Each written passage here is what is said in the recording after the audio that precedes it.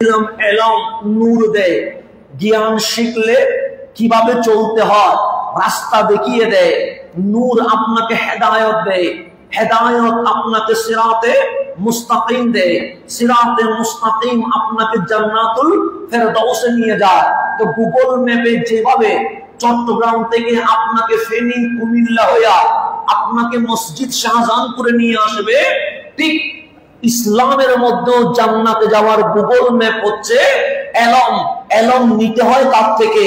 সে কোরআন এবং নূরানি নবী থেকে। তো নূর এবং কোরআন যখন মিলে যায় তখন তুমি হেদায়েত পাবা। তুমি হেদায়েত যখন পাবা তুমি সিরাতে মুস্তাকিমে চলে যাবা। তুমি যখন সিরাতে মুস্তাকিমে চলে যাবা তোমাকে সিরাতে মুস্তাকিম জান্নাতুল ফেরদাউস নিয়ে যাবে। এটা হচ্ছে গুগল ম্যাপের মতো আপনাকে কি দিবে? কাজ দিয়ে দিবে। তো আমাদের এলম, এলম দুই প্রকার, একটা হচ্ছে উপকারী এলম আর একটা হচ্ছে অপকারী এলম। যেমন এই দুনিয়ার সামনে যদি আপনাকে রাখা হয় দেখবেন দুর্নীতিও হচ্ছে, মারামারিও হচ্ছে, খুনাখুনিও হচ্ছে, রক্তপাত হচ্ছে, দেশের সম্পদ নষ্টও করা হচ্ছে। যে ব্যাংক চুরি করে তারও তো এলম আছে। যদি জ্ঞান না থাকতো সে কিভাবে ব্যাংক চুরি করে? যে টাকা পাচার করে তারও জ্ঞান আছে। যদি জ্ঞান না থাকে তা সে টাকা পাচার করে কেমনে? এই এলমের নাম এলমুন নাফিয়া নয়, এই এলম হচ্ছে অপকারী এলম, ক্ষতিকর এলম। আমার ইসলাম বলে ক্ষতিকর এলমের দরকার নাই, এমন উপকারী এলম তুমি অর্জন করবা দুনিয়াতে তোমাকে সেরা মানুষ বানায়া দিবে, আর আখিরাতে এলম তোমাকে জান্নাতে নিয়ে যাবে। তাহলে আমাদের লাগবে এলমুন নাফিয়া, উপকারী এলম। উপকারী এলম মানে যেমন অনেকে জ্ঞান অর্জন করে শুধু নিজের জন্য, প্রতিবেশী ভালো আছে কিনা এটা দেখার কোনো সুযোগ নাই, আমার মসজিদের মুসল্লি ভালো আছে কিনা এটা দেখার কোনো সুযোগ নাই। কিন্তু ইসলাম বলছে তুমি নিজেও জান্নাতে যেতে হবে, তোমার পরিবারকেও জান্নাতে নিতে হবে। শুধু তোমার পরিবার নয়, তোমার সমাজকেও জান্নাতে নিতে হবে। এখন সমাজ মানে আপনার মহল্লার 40 বাড়ির নাম সমাজ নয়, আপনার এলাকার 100 বাড়ির নাম সমাজ নয়। আমার আল্লাহ বলে কুল কায়নাত, পুরা বিশ্ব আমি আল্লাহ তোমার জন্য সমাজ করে দিয়েছি। সেই জন্য আমার রসুল শুধু কুরাইশের জন্য আসে নাই, আমার রসুল শুধু হাশিমের জন্য আসে নাই, আমার রসুল শুধু মক্কাবাসীর জন্য আসে নাই। আল্লাহ বলে কাফাতান লিন্নাস, এই কামলিওয়ালা এসেছে শুধু আরবের জন্য নয়, শুধু আফ্রিকানের জন্য নয়, শুধু আজমের জন্য নয়। যারা রসুলের সাথে লেগে যাবে, যারা কোরআনের সাথে লেগে যাবে, লিইখরিজান নাস মিনাজ যুলুমাতি ইলান নূর। বিশ্ববাসী ছিল যুলুমাত, অন্ধকারে, জাহান্নামে। আমার নবীর সংস্পর্শে বিশ্বের সকল মানুষ নূর তারা জান্নাতের দিকে রওনা হয়ে গেছে।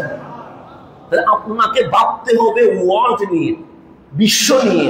শুধু শাহজাহানপুর নিয়ে ভাবলে হবে না, শুধু ঢাকা নিয়ে ভাবলে হবে না, আপনাকে পুরো বিশ্ব নিয়ে কি করতে হবে? ভাবতে হবে। এক এলম আছে, সেটা শুধু নিজে ভাবে, অন্যরা নিয়ে ভাবে না। তা আল্লাহ কোরআনে বলছে যে মক্কায় তুমি দেখতে পাচ্ছ আবু জেহেল, তারও তো জ্ঞান আছে, তার নাম আবুল হেকাল, জ্ঞানীদের বাবা। আবু জেহেল, আবু লাহাব অথবা সাইবা, কিন্তু ওরা মারামারি করে, খুনাখুনি করে, রক্তপাত করে। তো ওদেরও এলম আছে, ওই এলম তাদেরকে মানুষ বানাইতে। এটা বেশি দূরে রাখতে হবে। এটা কি হবে? তাহলে এটা দূরে দেন, আমাকে দূর থেকে বলতে হবে। এখন ঠিক আছে। এবার দর্শক বলতে আল্লাহুম্মা সাল্লি আলা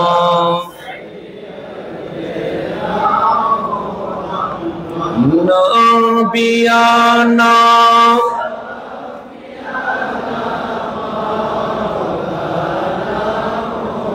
আমার কথা শুনতে পাচ্ছেন?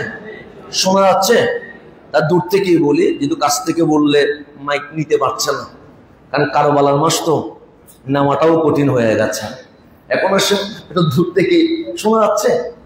এখন আসেন আমি যেটা বলতে চাচ্ছিলাম, ইলমুন নাফিয়া উপকারী এলম, একটা এলম অপকারী, এটা শয়তানের এলম। আর একটা এলম উপকারী, এটা নূরানী নবীর এলম। এলমের মধ্যে বেশ কম আছে না নাই? আছে। তা আল্লাহ বলছে ফাইন্নাহা লা তা'মাল আবসার, হ্যাঁ তাদের চোখ অন্ধ নয়। মানে আবু জেহেল, আবু লাহাব, উতবা, সাইবা যারা আছে তাদের চোখ অন্ধ নয়। এজিদ, শিমার, ইবনে জিয়াদ যারা আছে তাদের চোখ অন্ধ নয়। ফেরাউন, নমরুদ, কারুন, হাম্মাদ যারা আছে তাদের চোখ অন্ধ নয়। তো অন্ধ কি? ওয়ালাকিন তা'মাল কুলুব আল্লাতী ফিস সুদূর, অন্তরটা হচ্ছে অন্ধ। কুলুব মানে অন্তর।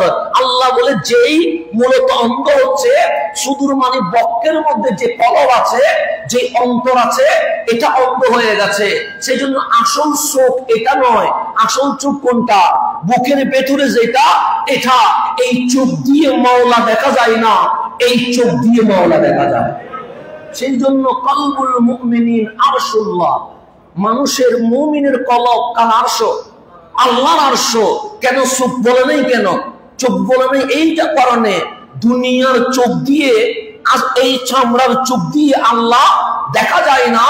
কলব যদি অন্ধ না হয়, কলব দিয়ে বিশ্বও দেখা যায়, আরশও দেখা যায়, লৌহ কলমও দেখা যায়। সেজন্যই তো আমার পীরানে পীর গৌসে পাক আব্দুল কাদের জিলানী বলছে, আমি যখন পুরো ওয়ার্ল্ডকে, বিশ্বকে আমার হাতের মাঝে রাখলাম, আমার কাছে সরিষার দানার মতো মনে হয়েছে।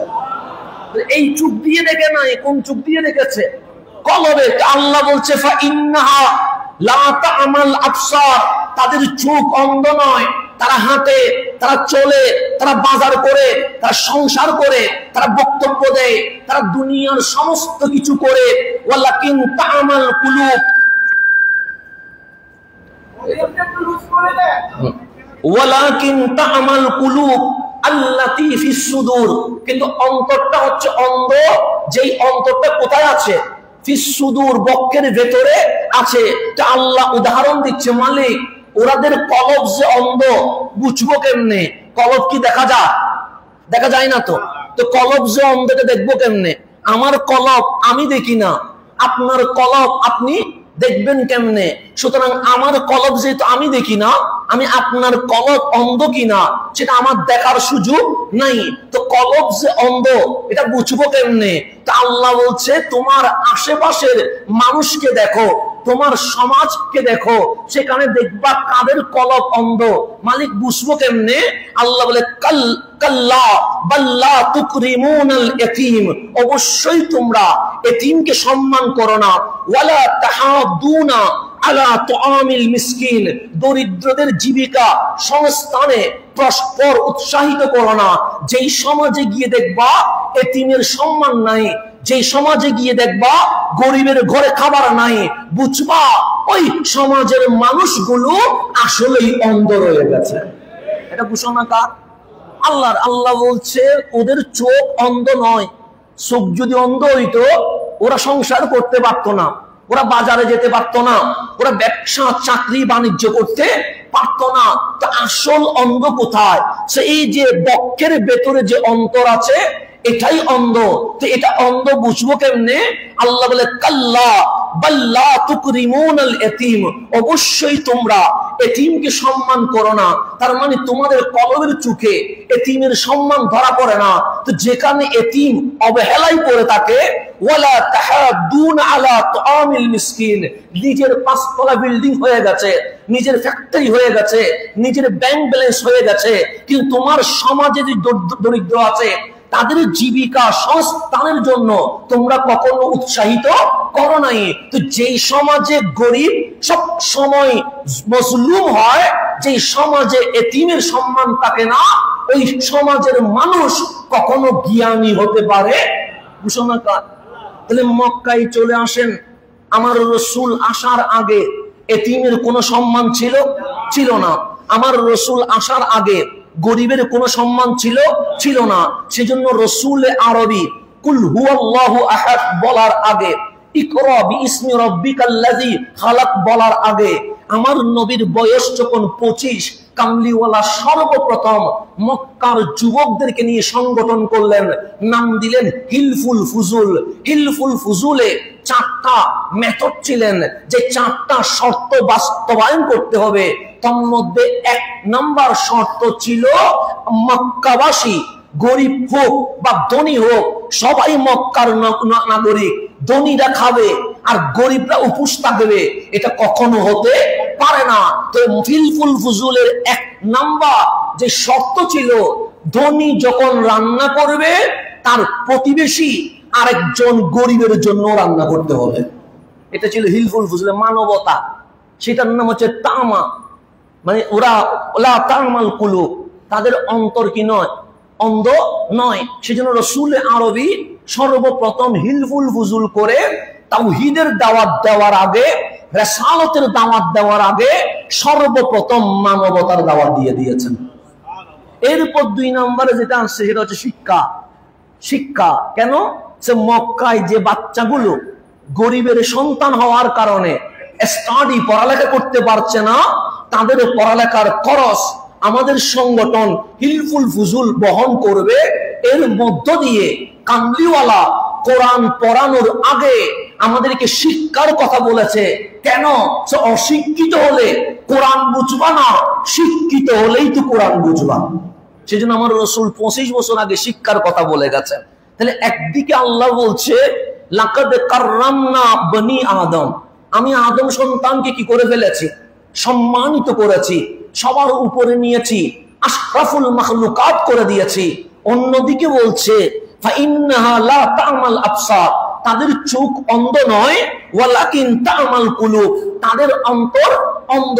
তো অন্তর অন্ধ হলে সে কখনো সম্মানিত হয় না, অন্তর অন্ধ হলে সে কখনো আশরাফুল মাখলুকাত হয় না।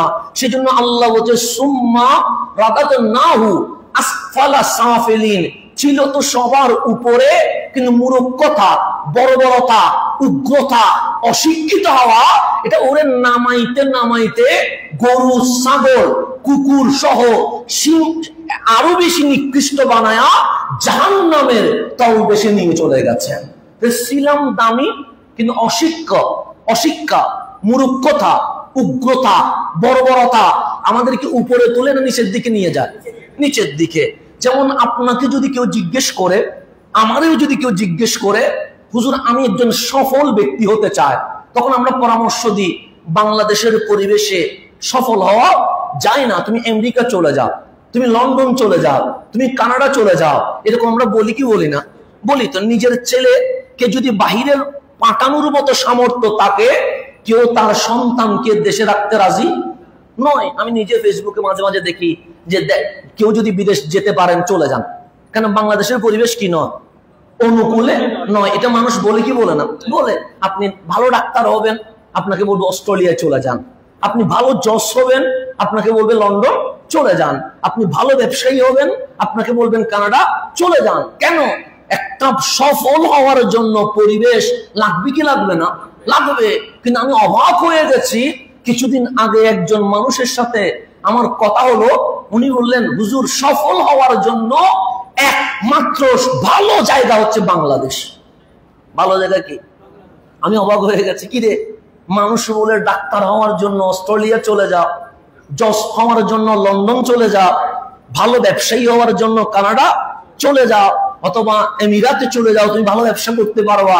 কিন্তু উনি বললেন হুজুর সবচেয়ে ভালো ভূমি আমি খুঁজে পেয়েছি কোথায়? বাংলাদেশে। আমি অবাক হয়ে গেলাম। আমি বললাম বাংলাদেশে খুঁজে পেয়েছেন? হ্যাঁ। আপনার বিবেক ঠিক আছে তো? হ্যাঁ একদম 100, কোনো কমতি নাই। আমি কিভাবে বুঝলেন? আপনি যে অস্ট্রেলিয়ায় ভালো ডাক্তার হবেন, সেখানে প্রত্যেকেই প্রতিযোগিতা করছে। করছে কি করছে না?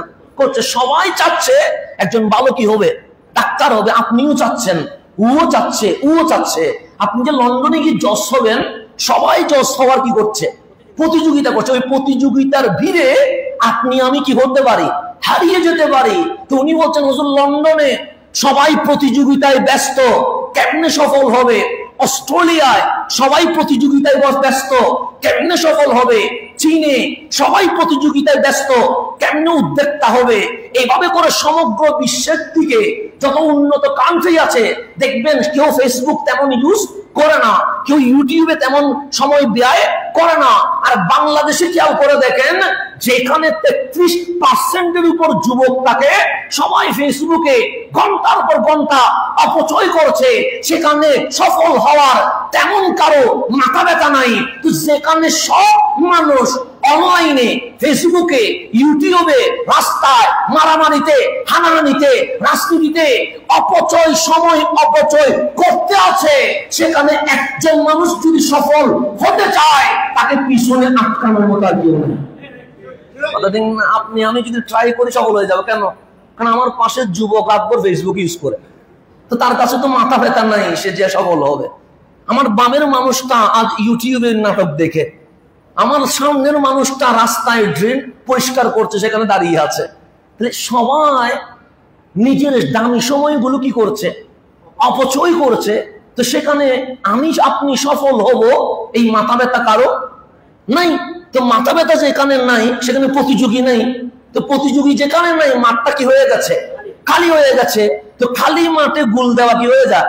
সহজ হয়ে যায়। তা আপনি যদি সফল হতে চান, সে ডানে বামে সামনে পিছনে কে ফেসবুক ইউজ করে, কে রিলস দেখে, কে ইউটিউব দেখে, কে মারামারি দেখে, কে হানাহানি দেখে, কে অমুক ভাই তমুক ভাই স্লোগান দে, এগুলা বাদ দিয়া আপনি যদি স্টাডিতে নেমে যান, আপনার যে ফর্মুলা এম ইন লাইফ সেখানে যদি নেমে যান, বাংলাদেশের ভূমিতে সফল হওয়া একদম সহজ, কারণ পিছনে কোনো প্রতিযোগী নাই। আমি বললাম কথা তো ঠিক, জীবনে তো আমি ভেবে দেখি নাই যে আমার বাংলাদেশ সফল হওয়ার জন্য অন্যতম উর্বর ভূমি। কেন? কারণ ডানে বামের মানুষগুলো তাদের ভবিষ্যৎ নিয়ে কখনো ভাবে না। তারা আছে ফেসবুক নিয়ে, তারা আছে অন্যের পিছনে, তারা আছে অনলাইনের ভিতরে সময় কি করা, ব্যয় করা। আমার আশ্চর্য লাগে যখন ফেসবুকে মাঝে মাঝে খুলি, দেখি শুধু কপি পেস্ট মারে, শুধু কপি পেস্ট মারে, নিচ থেকে 2 লাইন লেখার যোগ্যতা আমার যুব সমাজের নেই, বিশেষ করে আমার কমের নেই। যেটা আমি আশ্চর্য হই মাঝে মাঝে, যুবকগুলো শুধু 2 লাইন কপি পেস্ট মারে, অমুক থেকে নিয়ে কপি পেস্ট, অমুক থেকে নিয়ে কপি পেস্ট, নিজের যোগ্যতায় 2টা লাইন লিখবে এই যোগ্যতা তাদের নাই। তো যাদের পুরা সময় চলে যাচ্ছে অকেজো অনলাইনের মধ্যে, তারা জীবনে কখনো সফল হতে পারে? হতে পারে না। সেই জন্য দেখবেন সব উল্টাই ফেলতেছে ফেসবুকে, মাঠে ময়দানে কোনো অ্যাক্টিভিটি নেই। কেন? তাদের স্বপ্ন নাই। তাদের স্বপ্ন হচ্ছে হেলায় অবহেলায় কি করে দেওয়া, কাটিয়ে দেওয়া। তা আল্লাহ বলছেন লাকাদ কাররামনা বনি আদম, আমি আদম সন্তানকে দামি করেছি। কিসের কারণে? এলমের কারণে, জ্ঞানের কারণে। এখন আপনার কাছে জ্ঞান নাই, জ্ঞান যার নাই সে উগ্র হয়, জ্ঞান যার নাই সে গালি দেয়, জ্ঞান যার নাই সে বর্বর হয়, জ্ঞান যার নাই সে অন্যের পিছনে সময় কি করে, ব্যয় করে। জ্ঞান যার নাই তার জাতিকে দেওয়ার মতো আর কিছুই নাই। তো সময়গুলো কি হচ্ছে? অপচয় হচ্ছে। তো প্রতিটা সেকেন্ডের দাম আছে না নেই? আছে, আছে। প্রত্যেকটা সেকেন্ডের কি আছে? দাম আছে। কারণ আপনি সেকেন্ড কিনতে পারবেন না, আপনি মিনিট কিনতে পারবেন না, আপনি ঘন্টা কিনতে পারবেন না, সাউন্ড বক্স কিনতে পারবেন, আপনি এসি কিনতে পারবেন, আপনি টাইস কিনতে পারবেন, আপনি দেওয়াল কিনতে পারবেন। হসপিটালে চলে যান, আইসিইউর সামনে গিয়ে দেখেন হাজারো কোটিপতি টাকার বাক্স নিয়ে দাঁড়িয়ে আছে, কিন্তু ডাক্তারের মুখ থেকে 1 মিনিট রোগীকে বেশি দেওয়ার কোনো ক্ষমতা নেই। আজীবন টাকা কামাইলো, এই টাকা কি আমাকে 1 মিনিট দিতে পারছে? 1 সেকেন্ড দিতে পারছে না? পারছে না। আপনি আইসিইউতে নিয়ে কতক্ষণ রাখতে পারবেন? রাখতে পারবেন না। তো সেই জন্য সময়ের মূল্য আছে। সেজন্য আমার রাসূল বলছে কাল হাসরের ময়দানে তোমার প্রত্যেকটা সেকেন্ডের হিসাব নেওয়া হবে, প্রত্যেকটা ঘন্টার হিসাব নেওয়া হবে, প্রত্যেকটা দিন রাতের সময় নেওয়া, সময়ের হিসাব নেওয়া হবে। শুধু তাই নয়, তুমি যে যৌবন বয়সটা কাটিয়েছো, তোমার যৌবনের প্রত্যেকটা সেকেন্ডের হিসাব মাওলার সামনে দিতে হবে। হিসাব না দিয়ে 1 কদম সামনে যাওয়ার কোনো সুযোগ নাই। ঘোষণাটা রহমতুল্লিল আলামিন। আমার রাসূল বলছে তোমার শাবাব, যে যৌবন তারুণ্য চলে গেছে, ওই তারুণ্যে তুমি কি করেছো? তুমি কি মব জাস্টিস করেছিলা? তুমি কি সন্ত্রাসী করেছিলা? তুমি কি কিশোর গ্যাংয়ে গেছিলা? তুমি কি সাদাবাজিতে গেছিলা? তুমি কি মারামারি হানাহানিতে গিয়েছিলা? এগুলার প্রত্যেকটা হিসাব দিয়ে তারপর এক কদম সামনে যাইতে পারবেন। এর সামনে যাওয়ার কোনো সুযোগ নাই। তাহলে আমাদেরকে দামি করেছেন কে? আমাদেরকে দামি করেছেন আল্লাহ।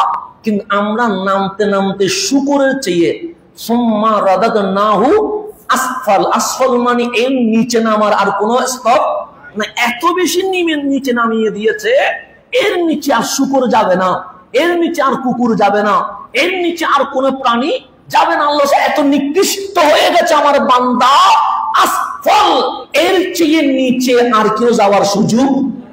বানাইছিল আল্লাহ সবার সেরা।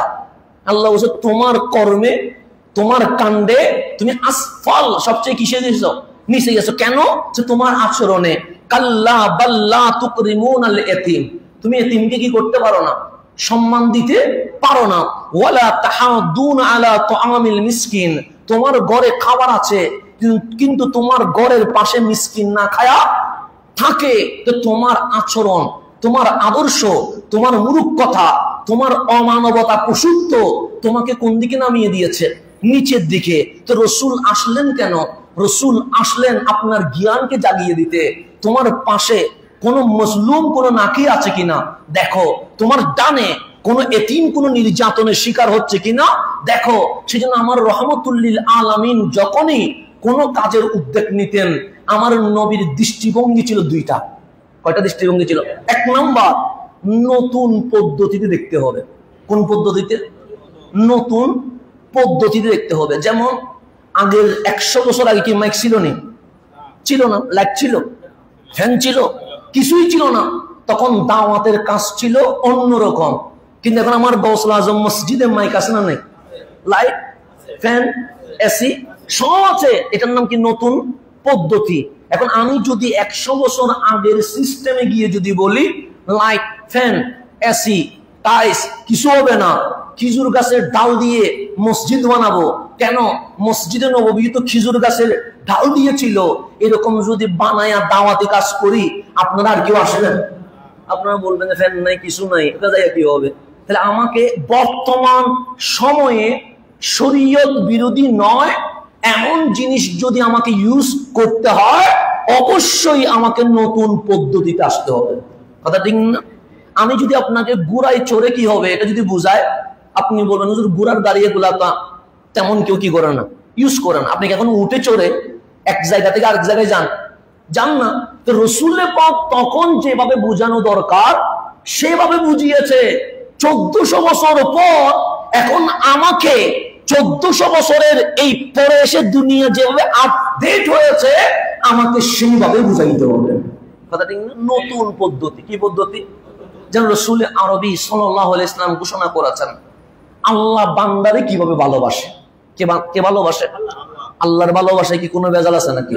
আমার ভালোবাসায় ভেজাল থাকতে পারে, আমার ভালোবাসায় একটু তেল বা ডানে মামে কিছু অতিরঞ্জিত কিছু থাকতে পারে, কিন্তু আমার মালিকের ভালোবাসায় কোনো ভেজাল আছে নাই। তো আল্লাহর রসুল প্র্যাকটিক্যাল বোঝাচ্ছে, উপমা দিয়ে, এক্সাম্পল দিয়ে বোঝাচ্ছে যে যখন কোনো বান্দা গুনাহ করে, যেমন আমি গুনাহ করি, আমরা গুনাহ করি, তো গুনাহ করলে কি আল্লাহ রাজি হয়? আল্লাহ তো নারাজ হবে। কিন্তু নারাজ হওয়ার পরেও মালিক এত ভালোবাসে আমাদেরকে আযাব দিচ্ছে না। এটা হচ্ছে মালিকের রহমানিয়ত। কিন্তু আযাব পাওয়ার হকদার আমি, কিন্তু আল্লাহ বলছে না, তোকে দিচ্ছি না, সুযোগ দিলাম। তা আমি ডানে গুনাহ করছি, বামে গুনাহ করছি, সামনে গুনাহ করছি, পিছনে গুনাহ করছি, এমন কোনো অবাধ্যতা নাই যেটা আমি করি নাই। তো রহমতুল্লিল আলামিন বলছে বান্দা গুনাহ করতে করতে করতে করতে এমন সীমায় চলে গেছে যেখানে আর কোনো সীমা নাই। সীমানা কি করে ফেলেছে? ক্রস করে ফেলেছে।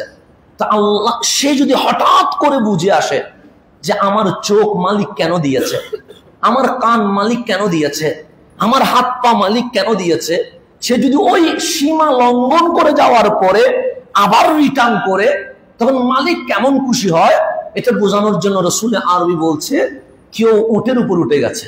কোথায় উঠে গেছে? সফর করছে এক দেশ থেকে আরেক দেশ। আরব মানে মরুভূমি।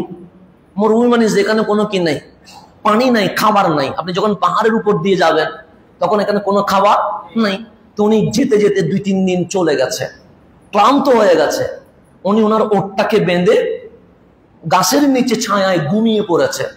এখন দেখলেন ঘুম থেকে উঠে ওটও নাই, উটের উপরে যে খাবার ছিল, পানি ছিল, উট যেহেতু চলে, পানিও নাই। এখন মরুভূমি, উট যেহেতু হারাই গেছে, উটের উপর ছিল পানি আর খাবার এবং বস্ত্র, সবগুলো তো উট নিয়ে চলে গেছে। এই মানুষটা পাগলের মতো হয়ে গেছে, এক পাহাড় থেকে আরেক পাহাড় দৌড়াতে আসছে, আমার উট কই, আমার উট কই, কিন্তু উট খুঁজে পাচ্ছে না। যখন এইরকম ঘন্টার পর 3-4 ঘন্টা খুঁজলেন, ঘামে পুরা শরীর যখন ভিজে গেছেন, ওই গাছের নিকট আবার এসে বসে গেলেন, নিশ্চিত হয়ে গেছে এখানে আর কোনো রক্ষা নাই। কেন? ওটও নাই, খাবারও নাই, পানিও। তাহলে আমাকে এখানে কি করতে হবে? মরে যেতে হবে। কারণ আমি সামনে গেলেও 3 দিন লাগবে, পিছনে গেলেও আমি হেঁটে পুষ অবস্থায় সম্ভব। তো সে কোথায় যাবেন? দুবাই। আপনি বাংলাদেশের ইমিগ্রেশন শেষ করে উঠে গেছেন ফ্লাইটে, ফ্লাইট নেমে গেল কোথায়? দুবাইতে। এখন দুবাইতে নামেই ইমিগ্রেশন ক্রস করেন নাই, দুবাইতে নেমে আপনি এয়ারপোর্টের মধ্যে ওয়াশরুম আছে না নাই? আপনার ব্যাগটা রেখে ওয়াশরুমে ঢুকে গেছেন।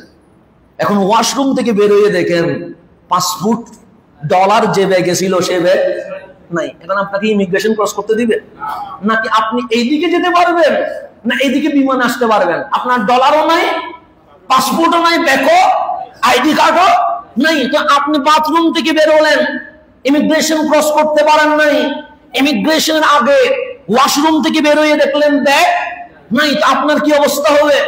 আপনি পাগলামি করতে আসেন, পুরো এয়ারপোর্ট দৌড়ছেন, আমার পাসপোর্ট কই, আমার যে ভেতরে ডলার ছিল ব্যাগটা কোথায়, কিন্তু আপনি খুঁজে পাচ্ছেন না। তো 3-4 ঘন্টা দৌড়ার পর আপনার ভেতরের অবস্থা কেমন হবে? আপনার ভেতরের অবস্থা, আপনার অবস্থা আপনি বুঝবেন, আমার অবস্থা। হঠাৎ 4 ঘন্টা পরে এয়ারপোর্ট থেকে অ্যানাউন্স করা হলো একটা ব্যাগ পাওয়া গেছে যেখানে পাসপোর্ট আর ডলার আছে, তার নাম এটা। 4 ঘন্টা পর যখন আপনি ব্যাগ পেয়ে যাবেন, আপনার কেমন লাগবে? আপনার মহা খুশি, নতুন জীবন পেয়েছেন এরকম লাগবে। ঠিক আপনি দুবাই এয়ারপোর্টে ওয়াশরুম থেকে বের হওয়ার পর ব্যাগ হারানোর পরে আপনার অবস্থা ছিল একরকম। 4 ঘন্টা পর ব্যাগ যখন হাতে পেলেন, আপনার আনন্দের সীমা কি হয়ে গেছে? অন্যরকম হয়ে গেছে। তা আপনি হারানো ব্যাগ পায়া, নতুন জীবন পায়া যে খুশি হয়েছেন, আমার মালিক বলে, বান্দা তুমি 1000 গুনাহ করার পর আমার কাছে ফিরে আসলে আমি আল্লাহ এর চেয়ে আরো বেশি খুশি হয়ে যাব।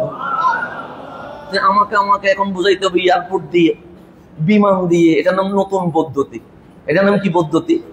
তখন বুঝাইতে হয়েছে ওট দিয়ে। তখন যদি রসুল বিমান দিয়ে বুঝাইতেন, মাথা ধরে যেত না। বলছে এটা কি বলতেছে? এয়ারপোর্ট, ইমিগ্রেশন, ওয়াশরুম, তো মাথা ধরে যাবে না তখন? এখন যদি আমি আপনার ওটার বলি, ওট, পাহাড়, মরুভূমি, পানি নাই, আপনি বলেন এগুলো কি বলতেছেন হুজুর? জমজমের পানি মক্কা থেকে মদিনা পর্যন্ত চলে আসছে। তখন কি মক্কা থেকে মদিনায় জমজম আসবে? এটা কি কল্পনা করা গেছিল? না। এখন হেরেমেও জমজম পাওয়া যায়, মসজিদে নববীতেও জমজম চলে এসেছে। তা আপনি আজকে থেকে 500 বছর আগেও তো মক্কা থেকে মদিনায় জমজম আসবে, এটা কখনো কল্পনা করা যায় নাই। তো সেই জামানাটা একরকম, এই জামানা চেঞ্জ হয় না, মানে প্রেক্ষাপট কি হয়ে গেছে? চেঞ্জ হয়ে গেছে। তাহলে আমাকে ভাবতে হবে নতুন পদ্ধতি। কি পদ্ধতি? নতুন পদ্ধতি। এখন আপনাকে আমি যদি হারিকেল দিয়ে বুঝাই, জমিনের এটাকে, যেটাকে বলে জমিনের মধ্যে মাঝখানে হাঁটলে এটাকে কি বলে? সিটিংয়ে ভাষায় আমরা আইল বলি। আপনারা কি বলেন? আপনারাও আইল বলেন। আমি মাঝে মাঝে একটু কথা বলতেও বেশি ভয় লাগে, কারণ আমরা সিটিংয়ে ভাষায় কথা, এখানে কথা মিলে না। তা আইল দিয়ে যদি বুঝায়, হারিকেল ল্যাম্প যেটাকে বলি, এটা দিয়ে যদি বুঝায়, আপনারা কিছু বুঝবেন না। আগামীতে হয়তোবা হারিকেল, আইল এগুলো কি বলা হয়, এগুলো জাদুঘরের মধ্যে কিছু কিছু খণ্ড রাখবে, জাতিকে চিনাবে যে 100 বছর আগে মানুষ হারিকেল দিয়ে চলছিল, 100 বছর আগে মানুষ আইল দিয়ে হাঁটছিল, 100 বছর আগে মানুষ পুকুরে এইভাবে গোসল করছিল। কিন্তু এখন এগুলো আর শহরে পাওয়া যায় না। তাহলে নতুন পদ্ধতি দেখতে হবে। 2 নম্বর, আমার রসুল যেটা করেছে, মক্কায় থাকো, মদিনায় থাকো, যেখানেই থাকো, কামলিওয়ালা ন্যায় বিচার প্রতিষ্ঠার জন্য ইন্তেকাল পর্যন্ত সংগ্রাম করে গেছেন। তাহলে মেথড থাকবে কয়টা? 2টা। 1 নম্বর হচ্ছে নতুন পদ্ধতি দেখতে হবে, 2 নাম্বার, অন্যায়ের সাথে কোনো কম্প্রোমাইজ নাই। আমার হুসাইন হাত দিলে হয়ে যেত। কি দিলে হইতো? শুধু হাতটা দিলে হইতো। এজিদ বেশি কিছু চাই নাই তো হুসাইন থেকে। বলে নাই তোমার জুব্বাটা খুলে দিয়ে দাও, বলে নাই তোমার পাগড়িটা দিয়ে দাও, বলে না হুসাইন তোমার হাতে তরবারিটা কার? হুসাইন বললেন এটা আলীর, কিন্তু এটা চাই নাই তো। পাগড়িটা কার? রহমতুল্লিল আলামিনের, এটা চাই নাই। শুধু বলেছেন হুসাইন শুধু হাতটা দিলে হবে। কি দিলে হবে? তো হুসাইন বললেন হাত এটা তো কেমনে দিব, এটা দেওয়ার জিনিস না। কেন? সে এই হাত রহমতুল্লিল আলামিনের হাতের সাথে লেগে গেছে। এই হাত সৈয়দুনা সিদ্দিক আকবরের সাথে লেগে গেছে। এই হাত ফারুক আজমের সাথে লেগে গেছে। এই হাত উসমান যুন্নুরাইনের সাথে লেগে গেছে। এই হাত মাওলা আলীর সাথে লেগে গেছে। এই হাত আমার বড় ভাই, আমার পীর ও মুর্শিদ ইমাম হাসানের সাথে লেগে গেছে। যেই হাত লেগেছে যারা মহান মহান জাত, যাদের কোনো মিসাল নাই। আর তুমি এজিদ হচ্ছে সারাবি মক্কুর, যে ইসলামকে বিকৃত করেছো, যে নামাজানের ধর্মকে বিকৃত করে দিয়েছো।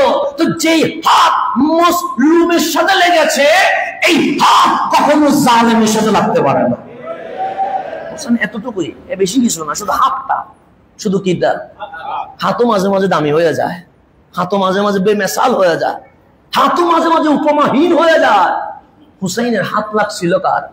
এজিদের বড় দরকার তোমার হাত। কেন? তোমার হাত যদি আমার সাথে লেগে যায়, আমি আমিরুল মুমিনিন খেলাফত নিয়ে ফেলতে পারবো। হুসাইন বলেন হাত তো বড় দামি, এটা যদি শুধু ব্যক্তি হুসাইনের হাত হইতো দিয়ে দিতাম, কিন্তু এটা তো ব্যক্তি হুসাইনের হাত নয়। কামলিওয়ালা বলে হুসাইন মিন্নি ওয়া আনা মিন হুসাইন, আমি নবী বলে দিচ্ছি হুসাইন আমার থেকে, আমি নবী হুসাইন থেকে। একজন ব্যক্তি বাপ থেকে হবে, নানা থেকে হবে, কিন্তু ছেলে থেকে জীবনে বাপ হইতে পারবে না। আমার বাপ যদি বলে হাসান আমার থেকে, সবাই মানবে, হ্যাঁ আপনি বাবু টিচার ও শিক্ষক আপনার থেকে। কিন্তু 2 মিনিট পর আমার বাবা যদি বলে আমি হাসান থেকে, কেন মুসল্লি মানবে? বলে কি বলতেছেন, হাসান থেকে আপনি কেমনে হবেন? এটা অসম্ভব, এটা আমিও তো মানতে পারবো না। কিন্তু আমার রাসূল বললেন হুসাইন মিন্নি, হুসাইন আমার থেকে। সবাই বলেন লাব্বাইক, মেনে নিয়েছি। কেন? হুসাইন আপনার কাঁধে, হুসাইন আপনার পিঠে, হুসাইন আপনার পেটে, হুসাইন আপনার মাথার উপরে। হুসাইন বড় দামি। তো কেমন দামি? আজকে আমি খুতবা দিচ্ছি না, খুতবা দিচ্ছি, বিষয় কি? এলম। তো বিষয় এলম। রহমতুল্লিল আলামিন মিম্বরে, কোথায়? মিম্বরে। আমার কামলিওয়ালা উপরে মিম্বরে দাঁড়াইতেন, রহমতুল্লাহ আলামিন মিম্বরে খুতবা দিচ্ছেন, খুতবা তাকরীর করছেন। তো হুসাইন তখন বড় নয় কি ছোট ছিলেন। হুসাইন দাঁড়িয়ে গেছে, দাঁড়িয়ে চলে যাচ্ছে। কামলিওয়ালা মিম্বর থেকে খুতবা বন্ধ করে মিম্বর থেকে নেমে গেছে হুসাইনের জন্য। আমি যদি মিম্বরে খুতবার মাঝখানে মিম্বর থেকে নেমে যায়, আপনার মানবেন? কখনো মেনে নেবেন? অসম্ভব। খুতবা চলছে, মিম্বর থেকে নামবো কেমনে? কিন্তু রহমতুল্লিল আলামিন দেখলেন হুসাইন দাঁড়িয়ে হাঁটছে। রহমতুল্লিল আলামিন মিম্বর থেকে কি হয়ে গেছে? নেমে গেছে। এটার নাম হুসাইন। নেমে হুসাইনকে ধরলেন, দৌড়ে কাঁধে নিলেন, কাঁধে নিয়ে আবার মিম্বরে উঠলেন। এতক্ষণ মিম্বরে ছিলেন একলা রহমতুল্লিল, এখন মিম্বরে উঠলেন, নবীও আছে, কাঁধে কি আছে? হুসাইন আছে। এখন তাকরীর করছিলেন। হুসাইনকে কুলে নেওয়ার আগে বিষয় ছিল আরেকটা। হুসাইন কাঁধে উঠতে দেরি কামলিওয়ালা আইয়ুহান নাস, হে মানব জাতি শোনো, আলা উখবিরুকুম, আমি কি তোমাদেরকে জানিয়ে দিব, আলা উখবিরুকুম, আমি কি তোমাদেরকে সংবাদ দিব, নিউজ দিব, খায়রুন নাস, মানুষের মধ্যে সবচেয়ে সেরা, নানা নানির দিক থেকে, বাবা মায়ের দিক থেকে, খালা চাচার দিক থেকে, ফুফি মামার দিক থেকে কে, আমি কি তোমাদেরকে জানিয়ে দিব? সবাই বলেন লাব্বাইক, হ্যাঁ জানিয়ে দেন। সো হুমাল হাসানু ওয়াল হুসাইন, তারাই হাসান হুসাইন। আমার নবী মিম্বরে বিষয়বস্তু হাসনাইন কারিমাইন, হাসান হুসাইনের মর্যাদার উপর বর্ণনা করা শুরু করে দিয়েছেন।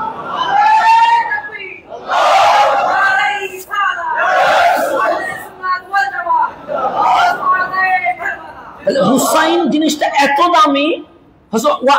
এটা আমি কালকে পরে কমপ্লিট করবো, কারণ এখানে আজকে এটা ঢুকলে আমার বিষয়বস্তুটা শেষ হবে না। ওয়ানা মিনাল হুসাইন, আমি নবী হুসাইন থেকে। তো হুসাইন থেকে রসুল কেমনে আসে? কেন? হুসাইন শুধু ব্যক্তির নাম নয়, হুসাইন ঈমানের নাম। হুসাইন কিসের নাম? ব্যক্তি হলে হাত দিতে পারে, কিন্তু ঈমান কি কখনো বেঈমানে হাত দিতে পারে? হুসাইন বলে হ্যাঁ, এটা যদি ব্যক্তি হুসাইনের হাত হইতো দিয়ে দিতাম, সমস্যা না। অনেকে দিয়েছে না কুফার 22,000 দিয়ে দিয়েছে, তো আমিও দিতে পারি, কিন্তু এটা তো ব্যক্তি হুসাইনের হাত নয়। রহমতুল লিল আলামিন বলছে ওয়া আনা মিনাল হুসাইন, আমি নবী হুসাইন থেকে। হাতটা ব্যক্তির নাই, তো ঈমানের হয়ে গেছে। হুসাইন যেখানে হাত দিবে মানুষ বুঝবে হক সেই দিকে চলে গেছে। হক আর বাতিলের পার্থক্য হুসাইনের হাত, তো এটা দেয় নাই কেন? ন্যায় বিচার, অন্যায়কে কখনো মেনে নিতে পারে না। তাহলে রহমতুল লিল আলামিন যখনই হাঁটছে তখনই নতুন পদ্ধতি মেনটেন করছে। মক্কায় ছিলেন, রহমতুল লিল আলামিনের দাওয়াতের সিস্টেম ছিল একরকম। মদিনায় আসলেন, মদিনার মানুষের ব্রেইনের দিকে তাকায়া, মন মেজাজের দিকে তাকায়া দাওয়াতের সিস্টেম আরেক রকম করলেন। কিন্তু দাওয়াত কয়টা? একটা, লা ইলাহা মুহাম্মাদুর রাসূলুল্লাহ সাল্লাল্লাহু, দাওয়াত একটা। কিন্তু দাওয়াতের পদ্ধতি কি করে দিলেন? ভিন্নতা আনলেন। মক্কায় একরকম, মদিনায় কোরআন শরীফ খুললে আপনি বুঝে যাবেন। মক্কি সূরা পড়বেন, দেখবেন দাওয়াতের কথা একরকম। মদিনার সূরা খুলবেন মদনী, দাওয়াতের কথা আরেক রকম। কিন্তু দাওয়াত কয়টা? একটা, তাওহীদ এবং রিসালাত। কিন্তু পদ্ধতি কি করে দিয়েছেন? ভিন্নতা এনে দিয়েছেন। 2 নম্বর, ন্যায় বিচার প্রতিষ্ঠায় আমার কামলিওয়ালা রাসূল কখনো পিছপা হয় নাই। তো কারবালা মানে অন্যায়কে কখনো সাপোর্ট করা যাবে, জালেমের পক্ষে কখনো কথা বলা যাবে। তো এই দুইটাকে যদি সামনে রাখেন, আমাদের কিছু পরিবর্তন আনতে হবে। আমরা যদি নিজে পরিবর্তন না হই, তাহলে এই এলম অর্জন করে আমাদের কোনো লাভ হবে না। 1 নম্বর, তাসকিয়াতুন নফস, নিজেকে কি করা? পরিশুদ্ধ করা, নিজেকে চেঞ্জ করা। আমরা নিজের চোখ দিয়ে অন্যের দোষ দেখি, কিন্তু নিজের বগলটা কখনো দেখি না। অন্যের বগলের গন্ধ পায়া সিসি করি, কিন্তু নিজের বগলেও যে এর চেয়ে বেশি দুর্গন্ধ, এটা খেয়াল করার কোনো সুযোগ হয় না। সেজন্য প্রথম ইসলাম বলছে তাসকিয়াতুন নফস, তুমি নিজেকে ঠিক করতে হবে।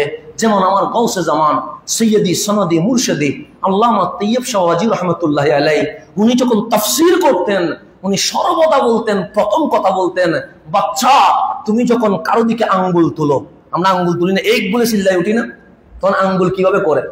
এভাবে করে। তো একটা আঙ্গুল চলে গেছে আপনার দিকে, আমি যখন আপনাকে চিৎকার করে বলছি তখন আঙ্গুল গেছে কয়টা? কিন্তু বাকি 3টা আঙ্গুল কোন দিকে?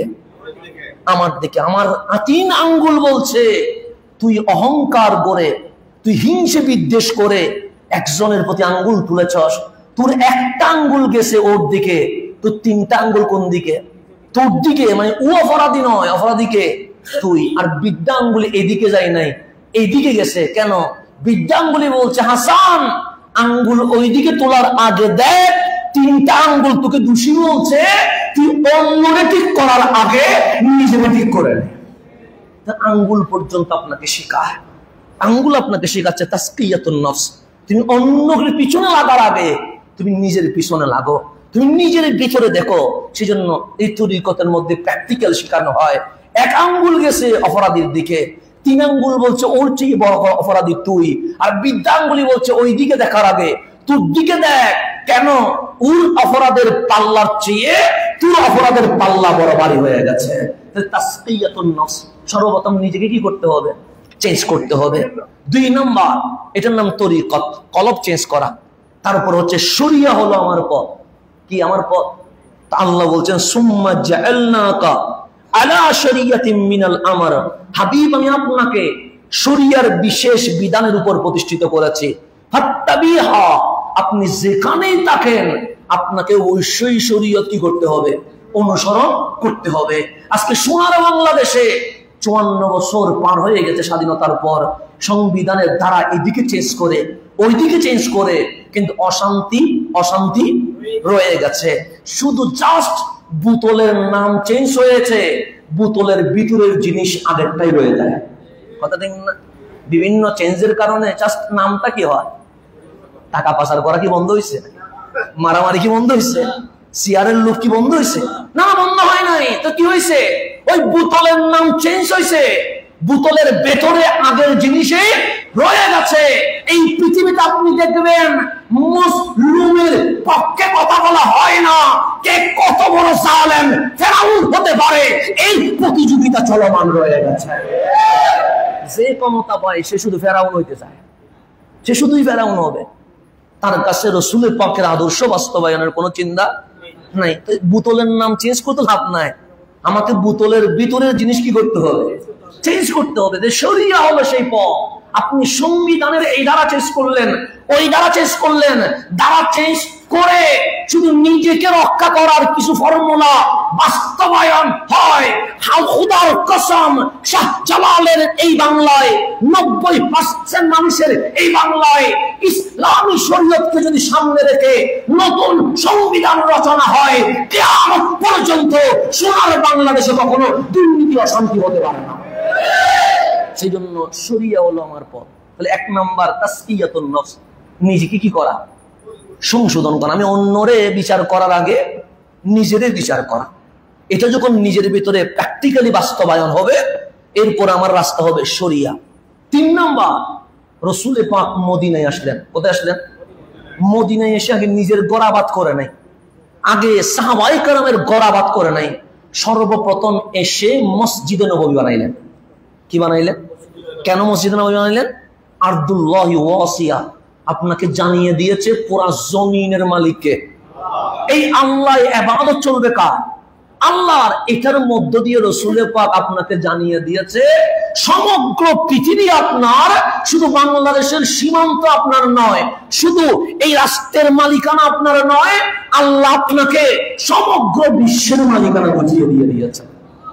সেজন্য মসজিদে নববী বানায়া আল্লাহ রাসূল এটাই জানাইলেন ইবাদত চলবে কার। সেজন্য আল্লাহ বলছেন, ওয়ামিন হাইসু খারাজতা ফাওয়াল্লি ওয়াজহাকা শাতরাল মাসজিদিল হারাম। হাবিব, যেখানেই তাকেন আপনি নামাজের সময় চেহারা থাকবে কোন দিকে? বাইতুল্লাহ মসজিদে হারামের দিকে। তা আমি শাহজাহানপুরে নামাজ পড়ব, আমার চেহারা কোন দিকে? বাইতুল্লাহর দিকে। আমেরিকার মুসলমান নামাজ পড়বে, চেহারা কোন দিকে? বাইতুল্লাহর দিকে। আফ্রিকার মুসলমান নামাজ পড়বে, চেহারা কোন দিকে? সমুদ্রের মাঝখানে নামাজ পড়বে, চেহারা কোন দিকে? মুসলমানকে আল্লাহ জানিয়ে দিয়েছে তোমার নামাজের মুখ হচ্ছে একটা, এটার নাম বাইতুল্লাহ। তুমি আফ্রিকায় থাকো, আরবে থাকো, আজমে থাকো, তোমার চেহারা যখন কাবার দিকে ফিরে গেছে, সুতরাং পৃথিবী সংকীর্ণ নয়, সমগ্র পৃথিবীর মালিকানা আমি আল্লাহ আমার বান্দাকে দিয়ে দিয়েছি। এটা কয় নাম্বার?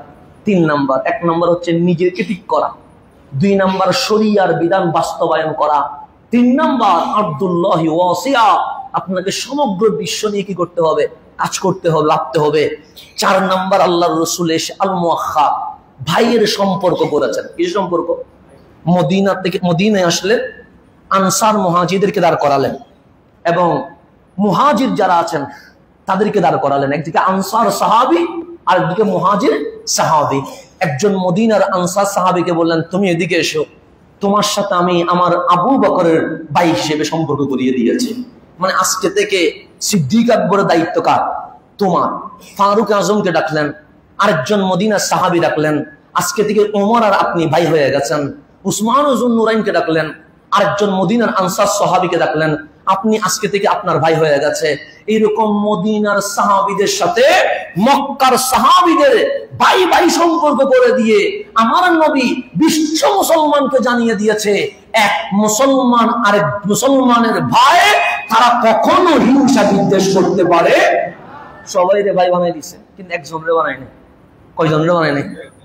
উনি মসজিদে নববীতে একলা দাঁড়ায় আছে, চেহারা মলিন হয়ে গেছে, চোখের মধ্যে পানি ঠলঠল করছে। আমার রাসূল ডাক দিলেন, আলী, কষ্ট পেয়েছেন বুঝি? সৈয়দনা আলী বললেন, নবী গো, সবাই রে ভাই বানাই দিলেন, সবাই সবাই রে নিয়ে গেছে, আমি তো একলাই দাঁড়িয়ে আছি, কাউরে ভাই তো বানাই দিলেন না। তা আলী কি একলা থাকবে? আমার কামলিওয়ালা ডাক দিয়ে বলেন, আলী, তোমারে কার ভাই বানাবো? সবাই কি চলে গেছে? সবাই চলে গেছে। ভাই যখন বানাই দিছেন, সিদ্দিক আকবর যার ভাই, উনি সিদ্দিক আকবরকে নিয়ে গেছে। ফারুক আজম যার ভাই, উনি ফারুক আজমকে নিয়ে নিয়েছে। উসমান যুন্নুরাইন যার ভাই, উনি উসমান যুন্নুরাইনকে নিয়ে গেছে। বেলাল যার ভাই, উনি বেলালকে নিয়ে গেছে। তো মসজিদে নববীতে আপনি আর আমি ছাড়া আর কেউ নাই। তো আমার রাসূল বলেন, আলী তোমারে কার ভাই বানাবো? আনতা আখি ফিদ দুনিয়া ওয়াল আখিরা। আমি নবী আমার আলীকে দুনিয়া আখিরাতের ভাই বানিয়ে দিয়েছে। আমার রাসূল মাওলা আলীকে ভাই বানিয়ে নিলেন। তুমি আমার সাথে যাবা কেন? আলী আমার ভাই। আমার রাসূল সেজন্য মাওলা আলীকে বেলায়েতের বাদশা বানিয়ে দিয়েছেন, এভাবে মুআখাত করে দিয়েছেন, ভাই বানিয়ে দিয়েছেন। তো মক্কা মদিনার মুসলমান যখন ভাই হয়ে গেছে, আমার রাসূল এরপরে মদিনার ইহুদি, খ্রিস্টান, মুশরিক সবার সাথে বসলেন, মদিনা সনদ প্রণয়ন করলেন। মদিনা সনদ প্রণয়নের মধ্য দিয়ে কামলিওয়ালা বললেন, মুসলমান মুসলমান ভাই ভাই, এটা হচ্ছে ইমানি ভাই। কিন্তু মদিনা সনদের মধ্য দিয়ে মদিনা যেহেতু একটা রাষ্ট্র স্বাধীনভাবে হবে, রাষ্ট্রীয় ভাই তথা উম্মাহ আল ইনসানিয়া, ইনসানিয়ত মানবতার উম্মাহ হিসেবে আমি নবী মদিনা সনদের ভেতরে ইহুদি, খ্রিস্টান, মুশরিকরাও রাখলাম। কেন? এই মদিনা রাষ্ট্র প্রতিষ্ঠায় যেমন ভাবে মুসলমান অবদান রাখবে, তেমন ভাবে অমুসলিমদেরকে অবদান রাখতে হবে। সেদিন রহমতুল্লাহ আলামিন যখন মদিনার সনদ বাস্তবায়ন করলেন, তখন ইহুদি, খ্রিস্টান, মুশরিক সবাই এক বাক্যে বলতে বাধ্য হয়েছে, যদি মদিনায় কোনো সমস্যা দেখা যায়, এই সমস্যার সমাধান একমাত্র আল্লাহ এবং রাসূলুল্লাহ করতে পারবে, এর বাইরে আর কারো করার ক্ষমতা নাই। মুশরিকরা বলতে বাধ্য হয়েছে, ইহুদিরা বলতে বাধ্য হয়েছে, খ্রিস্টান বলতে বাধ্য হয়েছে, নাস্তিক বলতে বাধ্য হয়েছে। এটার নাম রহমতুল্লাহ আলামিন বলতে বাধ্য হয়েছে, মদিনায় সমস্যা দেখা গেলে সমাধান আর কেউ করবে না, করবে কে? আল্লাহ এবং রাসূলুল্লাহ। এটা মদিনার সনদে লেখা আছে। সবাই ঐক্যমত হয়েছে। দেখেন কেমন মানবতার নবী ছিলেন। ইহুদিও যার বিচার মানতে বাধ্য হয়ে গেছে, খ্রিস্টান যার বিচার মানতে বাধ্য হয়ে গেছে। আমার রাসূল যখন সমস্ত মদিনা রাষ্ট্রের রাষ্ট্রপ্রধান হয়ে গেলেন, সর্বপ্রথম এসে বাজার চেঞ্জ করে দিয়েছেন। কেন? যদি খাদ্যের মধ্যে ফরমালিন থাকে, বেজাল থাকে, তাহলে মানুষের সমস্যা হবে কি হবে না? হবে। রহমতুল্লিল আলামিন সর্বপ্রথম বাজারে চলে গেছেন, বাজার নিয়ন্ত্রণ করলেন। বাজারের মধ্যে নিচে গিয়ে আমার রাসূল খেজুরের যে গাড়ি, যে ভ্যান গাড়ি, সেখানে হাত ঢুকায়া দিলেন। দেখলেন উপরে শুকনো, ভেতরে ভেজা। রহমতুল্লিল আলামিন বলেন, সিটারি করলা কেন? বলছি ইয়া রাসূলুল্লাহ, পানি পড়ছে, বৃষ্টি পড়ছিল। সে বৃষ্টি পড়লে ভেতরের গুলা যেরকম ভেজা, উপরের গুলো তো ভেজা হওয়া দরকার ছিল। উপরে শুকনা, ভিতরে ভেজা কেন? উনি আর উত্তর দিতে পারে নাই। রহমতুল্লিল আলামিন মাইক দেয় নাই, গ্রেফতার করে নাই, শুধু এতটুকু বলছে, মান গাশশানা ফালাইসা মিন্না। যে প্রতারণা করে সে কখনো আমি নবীর উম্মত হইতে পারে না। উম্মত থেকে বের করে প্রতারক কেমনে উম্মত হয়? আর আজকে নবীর উম্মত দাবি করে দাড়ি টুপি জুব্বা লাগায়া 400 কোটি টাকা মারি দিছে। কথা ঠিক না? হ্যাঁ, দাড়ি টুপি কি লাগায়া? জুব্বা লাগায়া, জুব্বা লাগায়া। আর আমার রাসূল মান গাশশানা ফালাইসা মিন্না। যে প্রতারণা করে সে কখনো নবীর উম্মত হতে পারে না। আর বাংলাদেশে যত বড় বড় দুর্নীতিবাজ দেখবেন, সবগুলো দাড়ি এক মুষ্টি চেয়ারের পিছনে নামে গেছে, নারী পর্যন্ত নামে গেছে। কিন্তু ইসলাম কোথায় চলে গেছে? ইসলাম কোন জায়গায় চলে গেছে? সেই জন্য ইসলাম নিয়ে ধান্দাবাজি করা, এটা আমার নবীর উম্মত কখনো হতে পারে না। আমার রাসূল বলছেন, আল্লাহ বলছেন, আল্লাযীনা ইন মাক্কান্নাহুম ফিল আরদ। যখন আমার বান্দারে আমি জমিনের ক্ষমতা দিই, সে 4টা কাজ করে। কয়টা কাজ করে? 1 নম্বর আকামুস সালাহ, সে নামাজ বাস্তবায়ন করে। আমার রাসূল মদিনায় এসে সর্বপ্রথম মসজিদে নববী করলেন। ওয়া আতুজ যাকাত, সে যাকাত প্রদান করে। যাকাত প্রদান করার মধ্য দিয়ে সাম্যতা, যে দরিদ্র, যে এতিমদের মধ্যে যে নিচে নামানো, এটা থেকে দূরে রাখিয়া সাম্য প্রতিষ্ঠা করে। ওয়া আমারু বিল মারুফ, সে ভালো কাজের আদেশ দেয়, ভালো জিনিসগুলো প্রমোট করে। ওয়া নাহাউ আনিল মুনকার, খারাপ কাজগুলো থেকে নিষেধ করে।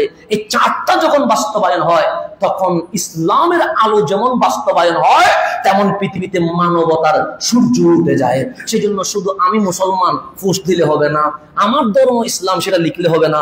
আপনাকে শিক্ষা, স্বাস্থ্য, মিডিয়া, সমাজ, ন্যায় বিচার, বাজেট, অর্থনীতি এবং সংবিধান সহ সকল সেক্টরে অবদান রাখতে হবে। শুধু মুসলমান মুসলমান চিল্লাইলে হবে না। শাহ জালালের মতো, খানজাহান আলীর মতো, নাসিরউদ্দিন সিফাত সালার মতো আপনি যখন মানবতার ফেরিওয়ালা হয়ে মাঠে নেমে যাবেন, দাওয়াত দিতে হবে না। আপনার কাজ দেখে কোটি কোটি মুসলিম এমনিতেই কালিমা পড়ে মুসলমান হয়ে যাবে। সুতরাং আপনাকে আমাকে অবদান রাখতে হবে। শুধু ফেসবুকে কপি পেস্ট দিয়ে না, কিছু এলমেরও দরকার আছে না? নাই, আছে। শুধু অন্যের পিছনে লাগার সুযোগ নাই। আপনার কতগুলো সাবজেক্ট রয়ে গেছে, শাস্তে আমার অবদান কি? আপনি যদি খানজাহান আলীর দিকে তাকান, উনি বাংলাদেশে এসে সর্বপ্রথম হসপিটাল করেছে, আপনি কি করেছেন? আপনি যদি বাবা শাহজালালের দিকে তাকান, উনি বাংলাদেশে এসে সর্বপ্রথম শিক্ষা প্রতিষ্ঠান করেছে, আপনি কি করেছেন? আপনি যদি হযরতে গাউসে জামান সৈয়দ আহমদ শাসির কুটির দিকে তাকান, উনি বাংলাদেশে এসে জামিয়া আহমদিয়া সুন্নিয়া আলিয়ার মতো প্রতিষ্ঠান করেছেন, আপনি কি করেছেন? আপনি যদি এইভাবে করে দেখেন, সেটা চিস্তিয়া হোক, সে নকশবন্দিয়া হোক, সে সরওয়ার্দিয়া হোক, সে রেফাইয়া হোক, খানেকা যতগুলো আছে সবাই লঙ্গর খানা করে ইতআমুত তাআম মানুষকে খাওয়ানোর ব্যবস্থা করেছেন। কেউ হসপিটালের দিকে গিয়ে গেছেন, আমি আপনি কি করছি? সুতরাং আপনি দেখবেন ইসলাম যাদের মাধ্যমে এসেছে তারা সর্বপ্রথম দাওয়াত দেয় নাই হসপিটাল, শিক্ষা প্রতিষ্ঠান, রাস্তা, মানুষের জন্য পানি খাওয়ানোর ব্যবস্থা, এগুলো যখন করেছেন তখন মানুষ বলছে উনি কে? তখন উত্তর আসছে উনি কারো এজেন্ট বাস্তবায়ন করতে আসে নাই, উনি মদিনার নবী রহমতুল লিল আলামিনের এজেন্ট বাস্তবায়ন করতে এসেছেন। উনি যদি এরকম হয়, নবীটা কিরকম? সেই জন্য ওনার মানুষ চলে গেছে ওনার দিকে। তা আজকেও যদি আমরা একইভাবে শিক্ষায় শিক্ষিত হয়ে সমস্ত সেক্টরে অবদান রাখতে পারি, বিশ্ব আমাদের কাছে আবার ফিরিয়ে আসবে ইনশাআল্লাহ। আগামীকাল শোহদায়ে কারবালার স্মরণে, আশুরার স্মরণে অত্র মসজিদে বাদে মাগরিব থেকে আমাদের শোহদায়ে কারবালা মাহফিল। আমরা হুসাইনি না এজিদি? হুসাইনি। এতে কোনো সন্দেহ আছে? কোনো সন্দেহ তো নাই। আমি বড় খুশি হয়েছি আপনাদের